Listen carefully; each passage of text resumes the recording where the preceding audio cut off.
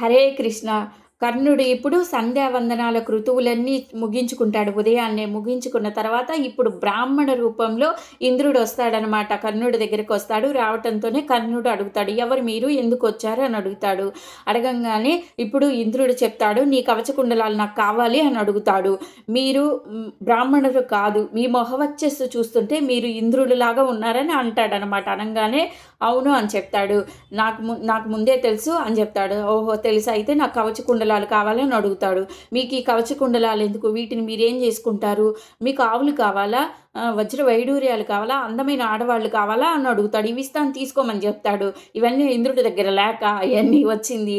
కానీ అలా అడుగుతాడు. అడిగితే ఇంద్రుడు చెప్తాడు, "నువ్వు నాకేమిచ్చినా నాకు వద్దు. నీ కవచ కుండలాలు మాత్రమే నాకు కావాలి" అని అడుగుతాడనమాట.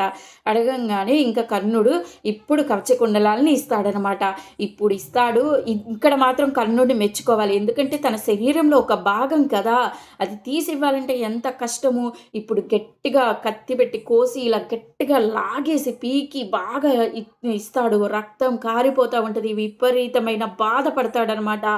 తన చెవులకున్న కవచ కుండలాలను కూడా కోసి కత్తి పెట్టి కోసి ఇస్తాడనమాట కర్ణుడు. ఇప్పుడు కర్ణుడు మొత్తం పెయిన్ అనుభవిస్తాడు. విపరీతమైన భయంకరమైన రక్తం కారిపోతూ ఉంటది. ఇంకా ఇవన్నీ తీసి ఇంకా చేతిలో నీళ్లు పోసుకొని తర్పణం వదిలి, "నేను కర్ణుడిని నీకు కవచ కుండలాలు ఇస్తున్నానని" ఇంద్రుడికి ఇచ్చేస్తాడు.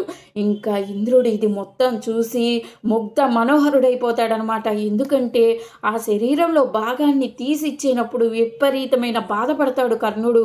అంత బాధను చూసి ముగ్ధ మనోహరుడైపోయి ఇంద్రుడు ఇంకా "ఏం కావాలి నీకు కోరుకోమని" చెప్తాడనమాట. ఇస్తాడని అనుకోలేదు ఇంద్రుడు.